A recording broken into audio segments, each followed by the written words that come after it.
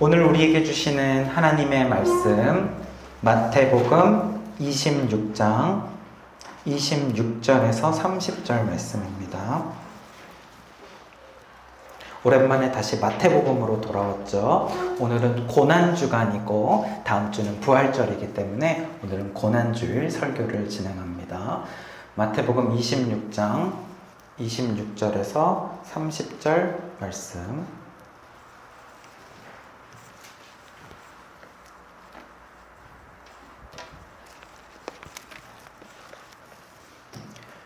(26절부터) (30절까지)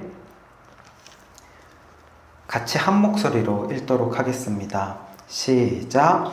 그들이 먹을 때에 예수께서 떡을 가지사 축복하시고 떼어 제자들에게 주시며 이르시되 받아서 먹으라, 이것은 내 몸이니라 하시고, 또 잔을 가지사 감사 기도하시고 그들에게 주시며 이르시되 너희가 다 이것을 마시라, 이것은 죄사함을 얻게 하려고 많은 사람을 위하여 흘리는 바 나의 피 곧 언약의 피니라.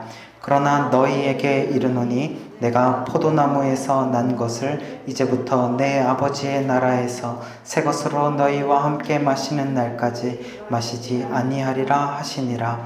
이에 그들이 찬미하고 감람산으로 나아가니라. 아멘. 오늘은 고난주일을 맞이하여서 마태복음 26장 26절에서 30절 말씀으로 예수님의 살과 피를 먹으라 라는 제목으로 말씀의 은혜를 나누도록 하겠습니다. 오늘은 고난주간이죠. 고난주일이고 종려주일이라고도 합니다. 그래서 이번 일주일이 고난주간이 되는 거예요. 다음 주 주일은 무슨 날이라고 했었죠? 부활절입니다. 예수님께서 부활하신 날. 그리고 그 주일 앞에 토요일이 있죠. 그리고 그 앞에 금요일이 있죠. 금요일은 어떤 날이냐면 금요일이 바로 예수님께서 십자가에 달리신 날입니다.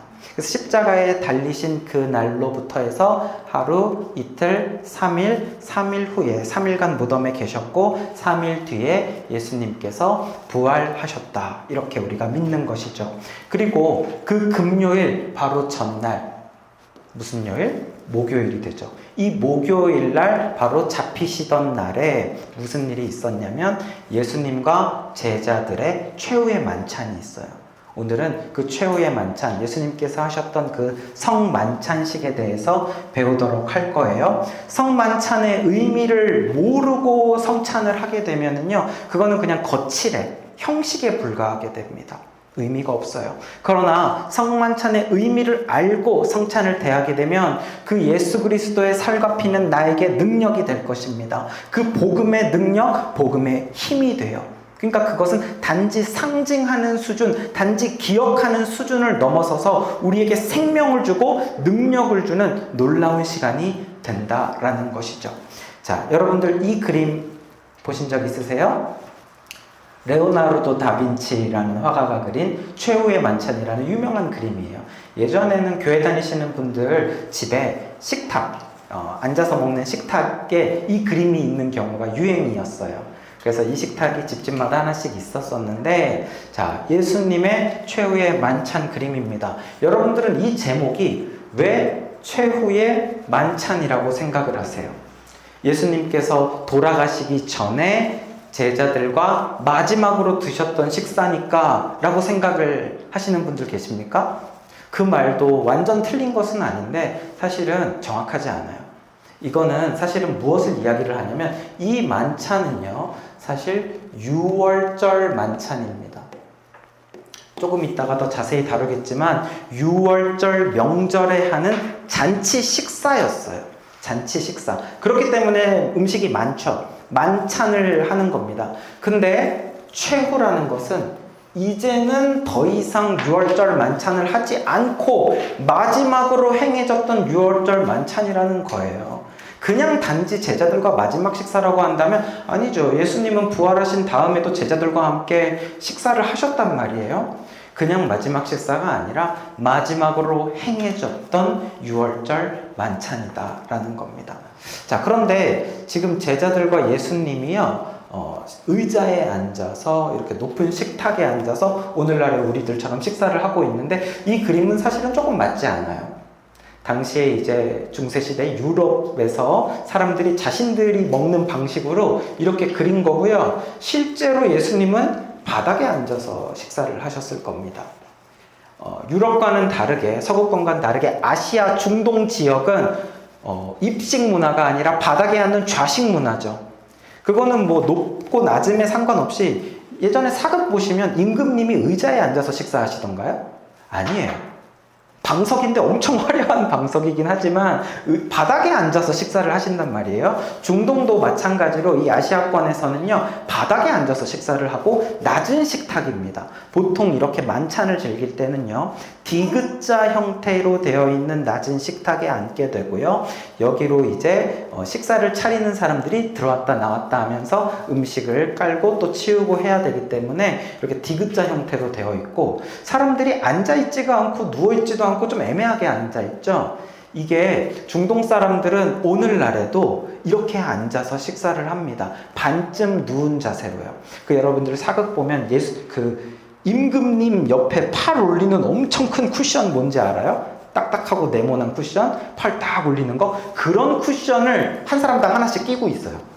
끼고 약간 옆으로 기대서 이렇게 앉으면, 우리 TV 볼 때 이렇게 앉으면 편하잖아요. 이런 느낌으로 앉아서 식사를 하는 것이 당시의 문화였고, 오늘도요, 사우디아라비아라든지 이런 뭐 아랍에미레이트 이런 곳에 가면요, 지금도 그렇게 식사를 하는 문화가 많이 있습니다. 자, 그래서 예수님의 만찬 풍경은 오히려 이 모습에 가까웠을 것이다 라는 거예요. 자, 그런데 이제 궁금한 거, 그럼 예수님은 왜 잡히시던 전날 밤에 왜 제자들과 만찬을 하고 계셨는가 하는 거예요. 그것을 우리가 이해를 해야 됩니다. 그날은 유월절과 관련이 있기 때문이에요. 자, 유월절 영어로 뭐라고 부를까요? 패스오버랍니다. 넘어간다, 지나간다 라는 뜻인데, 유월절은 보통 1월 1일에서부터 14일까지이고 그 중에서 14일이 유월절 당일입니다. 그래서 2주 동안 유월절을 준비해서 마지막 14일이 유월절 당일이 되는 것이죠.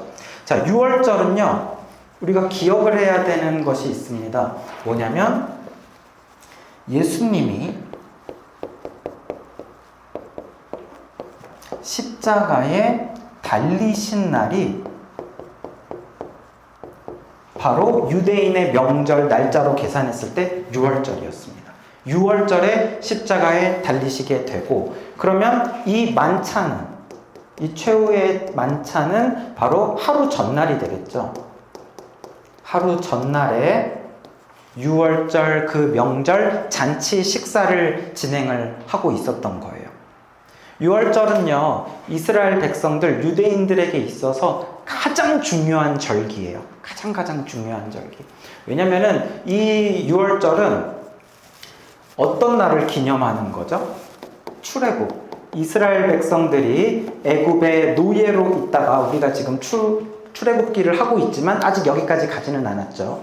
출애굽을 했던 그날이죠. 그래서 애굽의 압제에서부터, 노예에서부터 자유를 얻게 되고 해방을 하게 된 날, 한마디로 구원을 얻게 된 날, 그 날이 바로 6월절 명절인 거예요. 우리나라에도 여러 가지 그 명절이 있고 공휴일이 있는데, 그 중에서 가장 우리가 뜻깊고 기쁘게 생각하는 국경일이 있어요.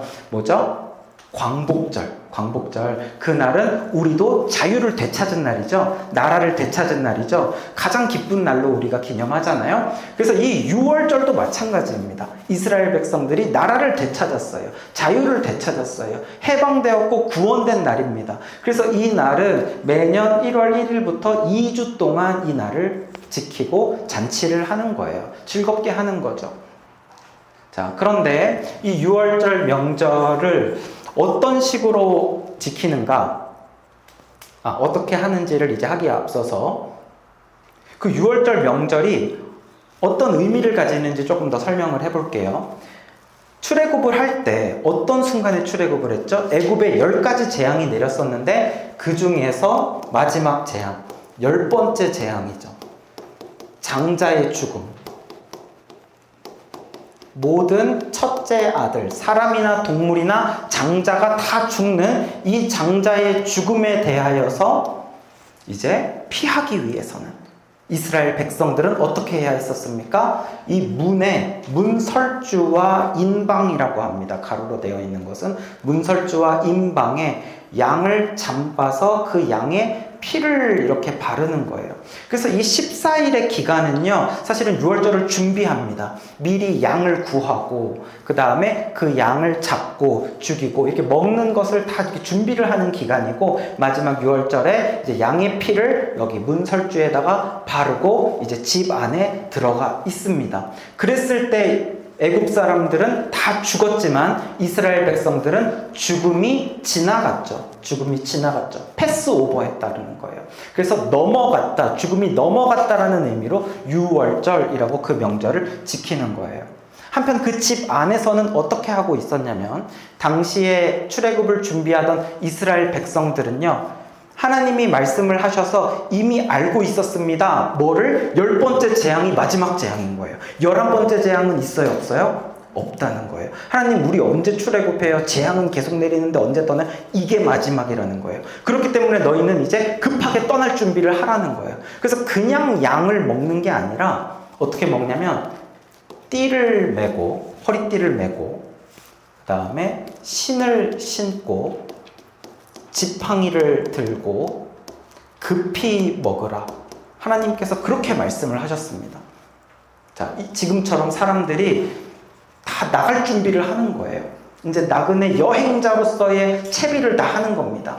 띠를 메고 신을 신고 지팡이를 들고 급하게 먹습니다. 자, 무엇을 먹냐면 그 양의 피를 발랐죠? 그 양고기를 먹는 거예요. 양고기를 남기지 않고 먹어야 됩니다. 고기와 내장과 그 모든 것을 남기지 않고 다 먹습니다. 그리고 또 무엇을 먹냐면 당시에 무교병이라는 것을 먹었어요. 무교병이 뭐냐면 누룩을 넣지 않은 빵이 무교병이에요. 자, 누룩이 뭐냐면 이제 발효시키는 거죠. 이스트를 넣어서 발효시키면 빵이 부풀잖아요. 그러려면 시간이 필요하죠. 이 교자가 뭐냐면 한자로 발효할 때 효와 같은 겁니다. 발효효, 발효교. 그래서 발효하지 않은 빵이라는 뜻이고, 그것을 그러니까 급하게 나가야 되기 때문에 발효할 시간도 없는 거예요. 그래서 굉장히 딱딱하고 부드럽지 않은 빵이라고 생각을 하시면 됩니다. 그런 빵과 양고기를 함께 먹고 출애굽을 했었습니다. 자, 그래서 이제 그 출애굽을 기념을 하는 이스라엘 백성들은, 유대인들은 이 명절을 얼마 동안 지켜왔냐면 지난 1500년간 지켜온 거예요. 예수님이 지금 마지막 최후의 만찬을 하시기까지 이미 출애굽 이후로부터 예수님 때까지 1500년 동안 지켜왔습니다. 지켜올 때 항상 이런 식으로 하는 거예요. 명절이니까 막 좋은 옷 차려입고 막 드레스랑 양복 입고 막 명절을 지키는 게 아니라 오히려 여행자의 옷을 입습니다. 그리고 양고기를 먹어야겠죠. 이것을 그대로 재현하기 위해서, 그리고 그때 급하게 출애굽했던 그때의 급박한 상황을 느끼기 위해서 누룩 없는 빵, 무교병을 먹는 거죠. 그리고 또 무엇을 먹냐면 포도주를 마십니다. 포도주는 당시에 잔치에서 빠질 수 없는 것이었는데, 그것은 뭐 술을 좋아해서라기보다도 물이 귀했습니다. 그리고 깨끗한 물은 더더욱 귀했습니다. 그렇기 때문에 당시 사람들은 포도주를 일상에서도 많이 마셨었어요. 그리고 또 한 가지 무엇을 먹었냐면 쓴 나무를 먹었습니다. 자, 이게 지금 무엇을 얘기하는 거죠? 유월절 만찬 때 1500년 동안 지켜왔던 유월절 명절 잔치 음식을 이야기를 하는 거예요. 그리고 뭐 이 외에도 뭐 여러 음식들이 차려지겠지만 이것은 무조건 들어가야 돼요. 자, 그럼 쓴나물은 왜 먹냐면 애굽에서 노예 생활했던 조상들을 생각하면서 얼마나 고통스러웠을까, 얼마나 그 430년 동안 고통을 참아왔을까 하는 그 고통의 쓴나물을 그대로 먹으면서 이런 곳에서 하나님이 해방시켜 주셨구나, 그것을 의미를 느끼면서 먹는 거예요. 자, 그런데 아까 말했듯이 예수님께서 십자가에 달리신 날이 무슨 날이라고 했죠? 유월절이라고 했죠. 그리고 유월절 하루 전날에 이제 예수님과 제자들도 유대인이잖아요. 그러니까 그 명절 식사를 하기 위해서 모여야 될 거 아니에요? 그래서 예수님이 제자들과 함께 이 식사를 하셨던 이유는요, 지금 어떤 특별한 성찬 예식을 좀 내가 해야 되니까 자 모여라, 떡과 잔을 줄 예식을 할 거야, 그러니까 모여라, 이게 아니었어요.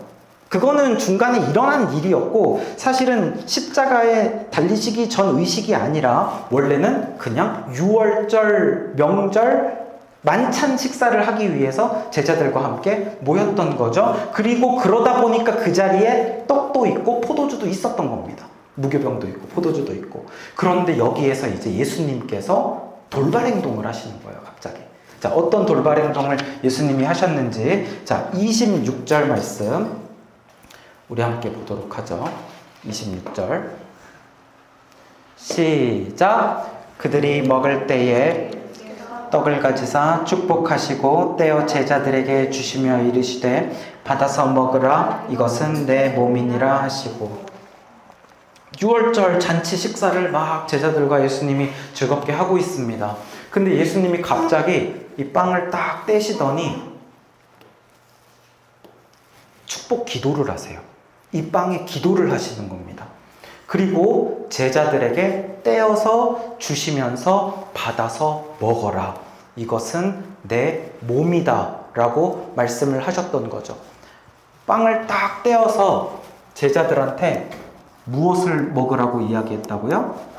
내 몸을 먹으라, 빵을 먹으라가 아니라 내 몸을 먹으라 라고 이런 이야기를 하셨다라는 거예요. 아니, 이게 도대체 무슨 말입니까? 갑자기 이게 난데없이 무슨 끔찍한 이야기예요. 무슨 나를 믿어라, 내가 하나님의 아버지, 하나님의 아들인 것을 믿어라가 아니라, 너희들을 구원할 구원자다를 믿어라가 아니라 나를 먹으라고 이야기하잖아요. 이게 뭐예요?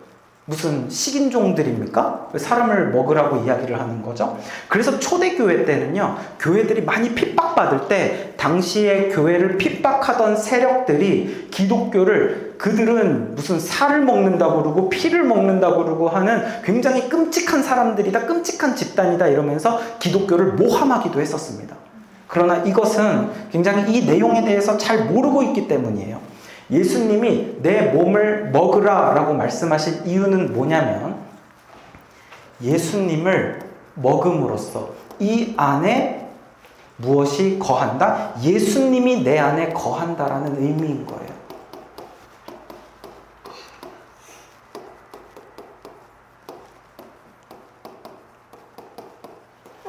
예수님이 내 안에 거해야 한다, 그러기 위해서 먹어야 한다라는 의미인 거예요. 자, 우리 요한복음 6장 53절에서 56절까지 말씀 우리 같이 한번 읽어보도록 하겠습니다. 예수께서 시작. 예수께서 이르시되 내가 진실로 진실로 너희에게 이르노니 인자의 살을 먹지 아니하고 인자의 피를 마시지 아니하면 너희 속에 생명이 없느니라. 내 살을 먹고 내 피를 마시는 자는 영생을 가졌고 마지막 날에 내가 그를 다시 살리리니 내 살은 참된 양식이요 내 피는 참된 음료로다. 내 살을 먹고 내 피를 마시는 자는 내 안에 거하고 나도 그의 안에 거하나니. 아멘. 예수님께서 하신 말씀을 보세요. 예수님이 인자라는 것은 사람의 아들, 사람의 모습으로 오신 예수님을 표현하는 거예요. 예수님의 살, 예수님의 피를 먹고 마시지 않으면 생명이 있대요, 없대요? 없다고 이야기를 하는 겁니다. 그래서 예수님의 살을 먹어야, 예수님의 피를 먹어야 무엇을 가질 수 있다? 영생, 영원한 생명을 가질 수 있고, 마지막 날에 예수님께서 다시 오시는 그 날에 그 예수님의 살과 피를 먹은 자는 어떻게 하신대요? 다시 살리겠다라는 거예요. 그래서 우리가 세상 가운데서 많은 음식을 먹고 많은 음료를 먹지만 그것들은 헛된 겁니다. 왜냐하면 먹어도 또 배고파요. 먹어도 또 목말라요. 그러나 예수님의 살과 피는 참된 양식이라는 거예요. 참된 음료라는 거예요.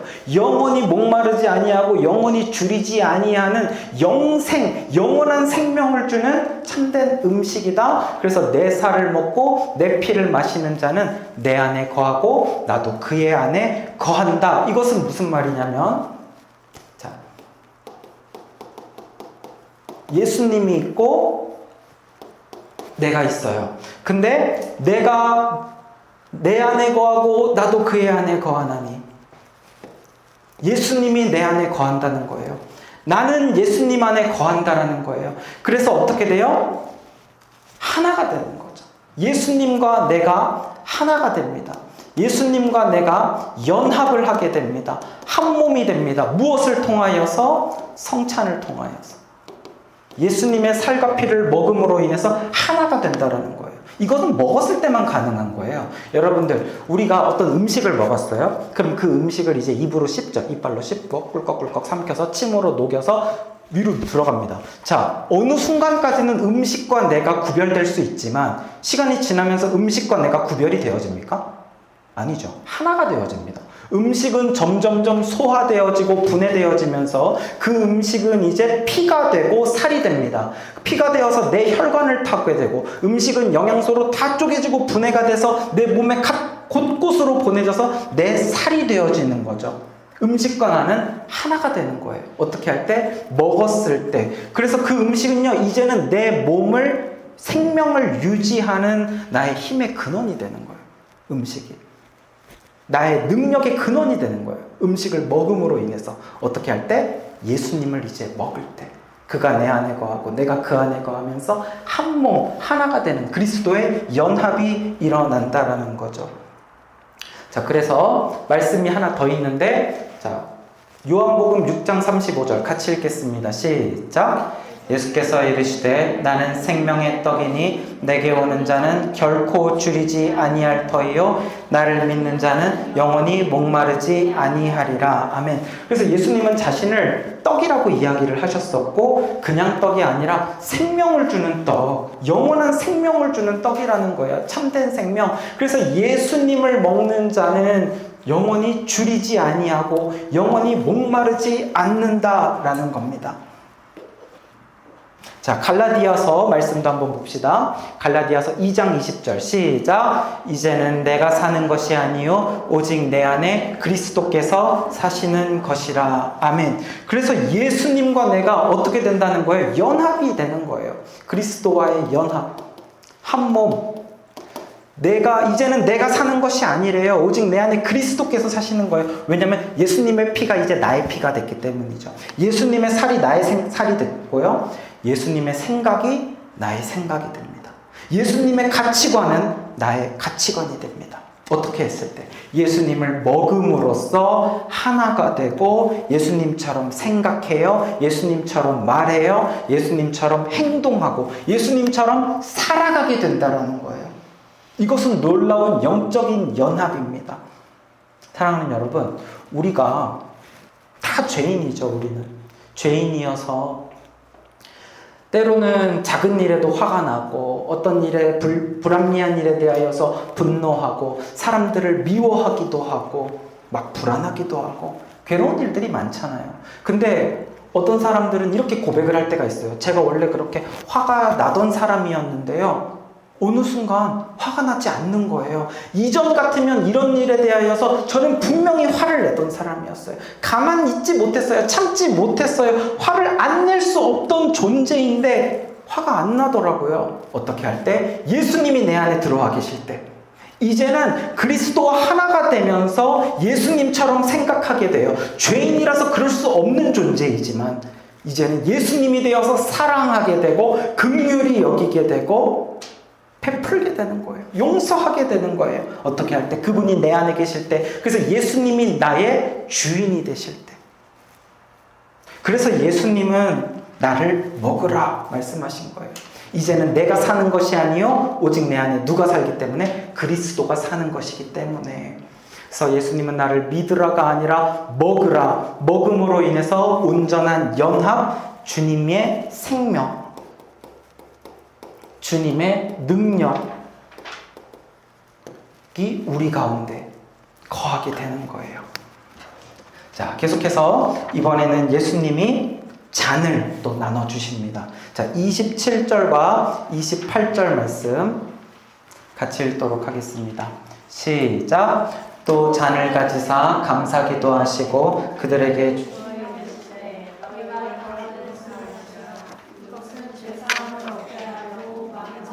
위하여 흘리는 바 나의 피 곧 언약의 피니라. 예수님께서 이번에는 포도주가 담겨있는 잔을 가지사 이번에도 무엇을 하셨죠? 기도를 하시죠. 기도를 하시고 그 다음에 제자들한테 주면서 너희가 이 잔을 포도주를 마셔라. 근데 여기에 중요한 설명이 있어요. 이 포도주는요 피래요. 예수님의 피래요. 그것도 언약의 피래요. 근데 목적이 분명합니다. 많은 사람들에게 무엇을 얻게 하려고? 죄사함을 얻게 하려고 예수님이 흘리신 피, 언약의 피라는 거예요. 그래서 예수님이 제자들한테 무엇을 마시라고 했어요? 내 피를 마시라. 이것은 언약의 피다.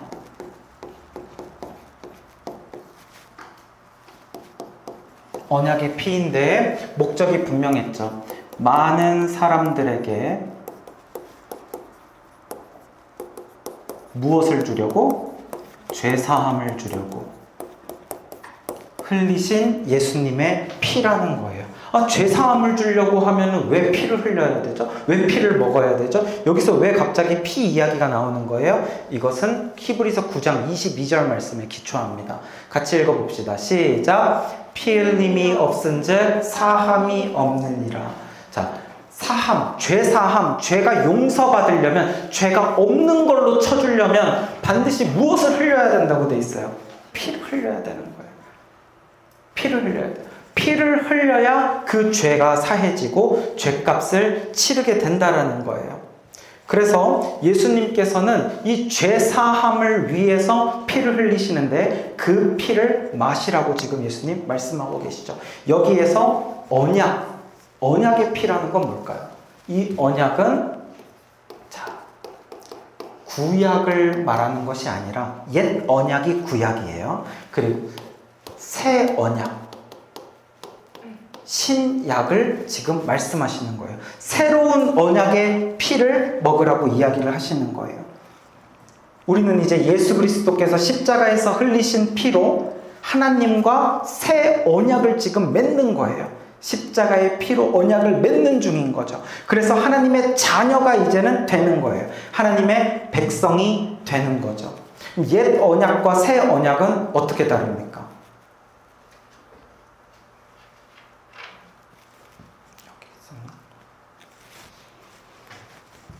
자, 구약 시대에는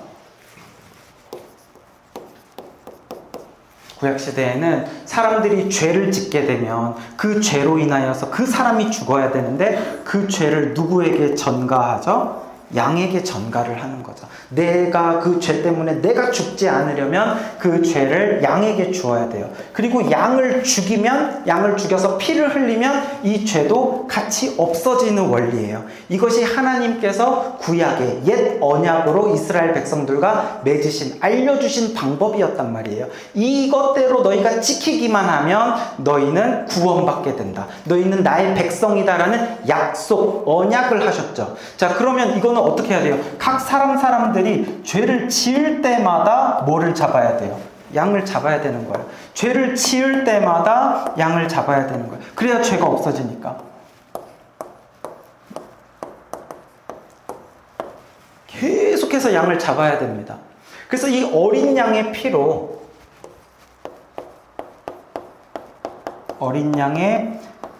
무엇을 얻는 거였어요? 죄사함을 얻는 거죠. 어린 양의 피로. 그래서 6월절은요, 특히 6월절 명절은요, 그 양고기를 먹었다고 했었잖아요. 그날은 양고기만 먹는 게 아니라 당연히 제사도 지냅니다. 제사를 얼마나 많이 지냈냐면은 이 6월절 때 양을요, 최소 20만 마리 이상을 죽였습니다. 매년. 왜냐하면 평소에 이렇게 죄를 지을 때마다 양을 못 잡는 사람들도 많이 있었을 거 아닙니까? 우리도 주일날 매주 교회 안 나오지만 크리스마스만 교회 나오는 사람들도 있는 것처럼 유대인들도요, 평소에 양을 열심히 안 잡는 사람들도 6월절만큼은 양을 잡는 거예요. 이해가 되세요? 그래서 6월절만큼은요 20만 마리 이상 그냥 양을 잡는 거예요. 양 잡을 돈이 없는 사람은 염소로 잡아도 돼요. 돈이 많은 사람들은요 소나 송아지로 잡는 겁니다. 그것이 율법의 가르침이었어요. 그렇게 해서 계속해서 이렇게 동물을 죽이는 거예요. 그러면 어떻게 됩니까? 동물 제사가 그냥 계속 반복되는 거죠. 죄는 근데 제사 한번 지내고 나면 더 이상 죄를 안 지어요? 아니죠. 다음에 또 짓죠. 그러니까 죄 지으면 제사하고, 제사 지냈는데 또 죄 짓고, 계속해서 무한한 이 동물의 피를 흘리는 제사가 1500년 동안 계속 반복이 되어지고 있는 거예요. 얼마나 많은 동물들이 죽어나갔겠어요. 그런다고 해서 죄가 완전히 사라지는 것도 아니고, 이 언약을 이제 깨시고 예수님께서 새로운 언약을 주시는 거예요. 그것이 바로 신약입니다. 신약은 예수님께서 흘리신 피로 수많은 사람들의 죄를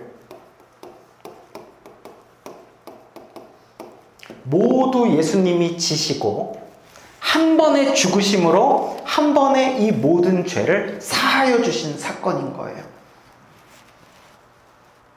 그래서 이번에는 예수님의 피로 무엇을 얻어요? 죄사함을 얻습니다. 많은 사람들을 위하여 흘린 피라고 했어요. 근데 이것은 단번에 끝나는 거예요. 죄 지을 때마다 양을 잡고 죄 지을 때마다 예수님이 오셔서 십자가에 달리셔야 되는 것이 아니라 단 한 번의 십자가로 끝납니다. 그리고 그 효력은 영원한 효력이 있어요. 영원한 효력. 단번에 드려진 예수님이 어린 양 되셔서 6월절 어린 양이 되셔서 죽으신 그 피는 영원한 효력이 있습니다. 그래서 히브리서 9장 12절 말씀 같이 한번 읽어봅시다. 시작. 염소와 송아지의 피로 하지 아니하고 오직 자기의 피로 영원한 속죄를 이루사 들어가셨느니라. 예수님의 피죠. 자기의 피는 예수님의 피. 이제 더 이상 동물 제사를 하지 않아도 돼요. 동물을 죽이지 않아도 돼요. 예수님께서 단 한 번에 십자가에 죽으심으로써 어떤 속죄? 영원한 속죄. 영원토록 그 죄사함을 받는 거죠. 그래서 시간이 많이 흘렀지만 우리도 그때 2000년 전에 십자가에 돌아가신 그 예수님을 믿을 때, 그 피의 능력을 믿을 때 우리도 구원받게 되는 것이고 우리도 죄사함을 얻게 되는 거예요. 그래서요, 그 이전까지는요 계속해서 무엇을 먹어왔어요? 6월절 만찬을 먹어왔던 거죠. 이 6월절이 너무 중요한 날이고 양의 피로 구원받은 날이 중요한 날이기 때문에 6월절 만찬, 6월절을 기억하면서 그 식사를 했던 것이고, 그래서 이게 이제 최후의 만찬이 된 거예요. 이제는 더 이상 6월절 만찬을 하지 않아도 됩니다. 예수님께서 새롭게 제정하신 성만찬을 이제는 하게 됩니다. 그래서 그날 예수님과 제자들이 함께 했던 식사는 최후의 만찬임과 동시에 또 무슨 시간이냐면 최초의 성찬이에요. 최초의 성찬. 그래서 그날 제자들과 먹었던 것은 떡을 나누시고 잔을 나누시면서 새로운 언약을 만드신 거죠. 그래서 이 양을 잡는 것은요, 이걸로 바뀐 게 아니라 사실은 예수님이 십자가에 돌아가실 것을 예표하는 것이었고요. 예표하는 것. 예수님께서 십자가에서 6월절에 죽으심으로 이제 이게 본체죠. 본질. 실제로 완성이 되어졌다라는 것. 이것을 이제 6월절의 참된 의미를 예수님이 이 성찬을 통하여서, 마지막 만찬을 통하여서 알려주시는 거예요. 자, 그런데 이렇게 해서 이 만찬을 우리가 언제까지 계속 해야 되냐면, 자, 29절 말씀 같이 읽어봅시다. 시작. 그러나 너희에게 이르노니 내가 포도나무에서 난 것을 이제부터 내 아버지의 나라에서 새 것으로 너희와 함께 마시는 날까지 마시지 아니하리라 하시니라. 그러니까 그 포도주, 그 최후의 만찬을요, 이제부터 예수님은 마시지 않을 거래요. 그러니까 그 만찬은 6월절 만찬은 끝났다라는 이야기를 하시는 겁니다. 언제까지? 예수님이 재림하여서 오시는 마지막 날, 그때 새 것으로 마시는 날까지 이제는 마시지 않겠다라는 거예요. 6월절 만찬은 끝났다라는 이야기를 하시는 겁니다. 그러면 이제 주님께서 주시는 떡과 잔은 언제까지 먹어야 되나? 새로운 성만찬은 시작. 너희가 이 떡을 먹으며 이 잔을 마실 때마다 주의 죽으심을 그가 오실 때까지 전하는 것이니라. 우리가 모였을 때 예수님의 살과 피를 의미하는 떡과 잔을 마시고, 언제까지? 그가 오실 때까지. 예수님께서 재림하여 다시 오실 때까지 예수님의 십자가의 죽으심을 기억하고 십자가의 사랑과 은혜를 기억을 하면서 사람들 가운데 전해야 한다라는 거예요. 사랑하는 여러분, 말씀을 정리합니다. 성찬은 재림 때까지 계속되어야 합니다. 성찬은 예수님의 죽으심을 전하는 것입니다. 성찬은 예수님의 살과 피를 내가 먹음으로써 예수님이 나를 위해 죽으셨다는 사실을 잊지 않고 예수님이 내 안에 거하고 계시다는 것을 확인하는 거예요. 그리고 예수님이 내 삶의 주인이 되신다는 것을 확인하는 거예요. 그래서 성찬을 통하여서 예수님의 살과 예수님의 피를 통하여서 내 안에 이제 누가 거하게 됩니까? 예수 그리스도께서 거하게 되는 거예요. 예수님과 연합을 하는 것이고, 예수님과 연합을 해서 하나가 되어질 때 나는 죽고 누가 살고 그리스도는 살고 주님께서 나의 주인이 되시는 놀라운 능력이 이 성찬 가운데 있습니다. 그리고 예수님께서 주시는 생명의 떡, 생명을 능력을 갖게 되고 능력을 갖게 되는 시간인 거예요. 생명을 얻게 되고 능력을 얻게 되는 시간. 그 성찬은요, 단지 그냥 그날을 기억하기 위해서 상징적인 것, 그것도 중요해요. 그러나 그 이상의 의미가 있는 시간이에요. 그래서 기독교에서는 여러 가지 많은 성례들, 천주교에는 굉장히 많은 성례들이 있습니다. 그것을 해야 구원받는다라는 거예요. 뭐 고해성사를 비롯해서 죽기 전에 해야 되는 것도 있고, 뭐 여러 가지 많은 7가지인가 8가지인가 성례가 있는데, 기독교는 단 2개의 성례밖에 하지 않습니다. 바로 세례와 성찬. 왜냐하면 이 2가지는 예수님이 직접 하신 거기 때문에, 예수님이 하라고 알려주신 거기 때문에.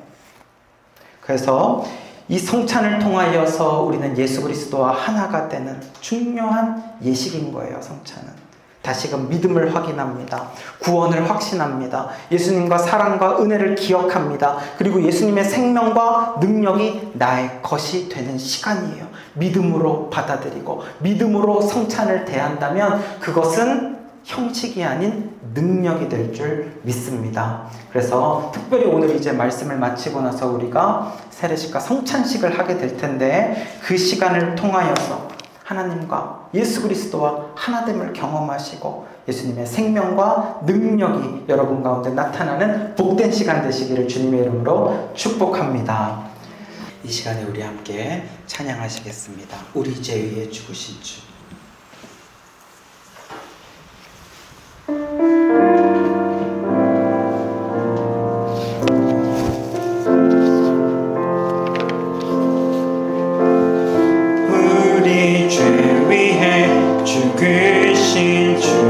십자가 그 사랑, 십자가 그 사랑 감사네.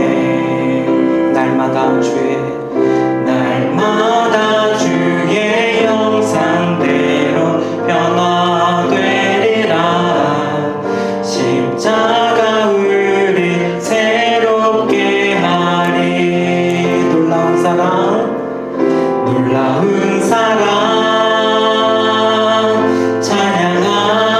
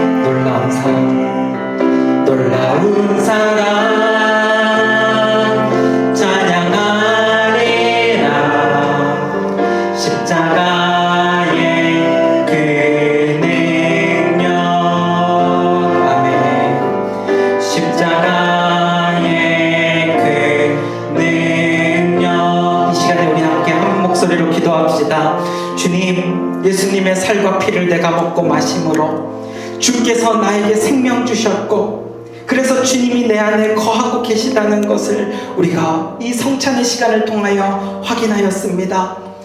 이제는 내 안에 내가 사는 것이 아니요 오직 내 안에 그리스도께서 사시는 것입니다. 나에게는 주님의 생명이 있습니다. 나에게는 십자가의 능력이 있습니다. 그러므로 이제는 내가 내 삶의 주인이 되어서 사는 것이 아니라 주님이 내 안에 주인이 되셔서 살게 하여 주옵소서. 주님과 하나 되는 능력으로 주님과 승리하며 살아가는 우리 모두가 되게 하여 주옵소서. 우리 이 시간 함께 기도합시다. 주님 아버지, 이 시간 우리가 성찬의 말씀을 배우고 또 세례와 성찬을 하게 하시니 감사를 드립니다. 주여, 우리가 예수 그리스도의 살과 피를 내가 먹고 마심으로써 주여 그리스도와 연합하여 하나가 되어졌고, 주여 주님께서 내 안에 거하고 계시다는 것을 주여 믿음으로 확인하였습니다. 주님, 주님의 살과 피를 먹음으로 그리스도께서 내 안에 하나가 되시고 연합하여 그리스도와 연합을 이루어 한 몸이 되고, 그래서 주님의 생명이 이제 나의 생명이 되고 주님의 능력이 이제 나의 능력이 됩니다. 주여 아버지, 주께서 나에게 살과 피가 되셨사오니 주여 이제 주님처럼 살아가고 주님처럼 생각하고 주님처럼 말하고 행동하며 살아가게 하여 주시옵소서. 주여 그리스도와의 연합으로 주님의 생명이 나의 생명, 주님의 능력이 나의 능력 되어서 살아가는 우리 모두가 되게 하여 주시옵소서. 감사드리며 예수님의 이름으로 기도합니다. 아멘. 이제는 예수 그리스도의 은혜와 하나님 아버지의 사랑과 성령님의 교통하심이, 예수님의 살과 피를 내가 먹고 마심으로써 나에게 생명이 있고 나에게 십자가의 능력이 있어서 이제는 주님이 나의 삶의 주인 되심으로 살아가기를 결단하고 소망하는 주님의 자녀들의 머리 위에 이제로부터 영원토록 함께 있을지어다. 아멘.